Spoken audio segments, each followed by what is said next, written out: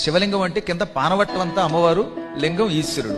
శివుడు ఎక్కడుంటే అక్కడ అమ్మ ఉంటుంది, అమ్మ ఉంటే శివుడు ఉంటాడు. ఆ ఇద్దరికి అభేదం. ఒకప్పుడు శివుడు అంధకుడు అని ఒక రాక్షసుడిని సంహరించి కైలాసానికి వచ్చాడు.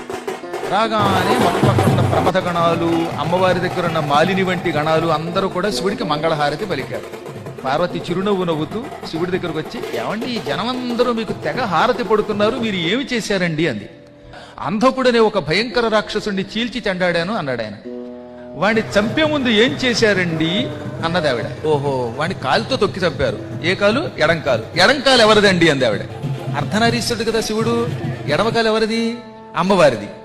ఎడంకాలుతో తొక్కి చంపారా, కాలు ఎవరిది అనగానే ఆయన ఒక క్షణం ఆగి చిరునవ్వు నవ్వి, ఎడంకాలు ఎవరిది? నీదే, నువ్వే కదా అన్నట్ట. మరి తొక్కి చంపింది నేనైతే ఈ వెర్రి జనం అంతా మీకు మంగళహారతి పడతారు ఏమిటండి అంది ఆవిడ. నేనేదో పుణ్యం చేసుకున్నాను, చంపేది నువ్వైనా, పనులు చేసేది నువ్వైనా, వంట చేసి పెట్టేది నువ్వైనా, పులిహోర పెట్టేది నువ్వైనా, కీర్తి నాకు వస్తుంది అన్నాడు.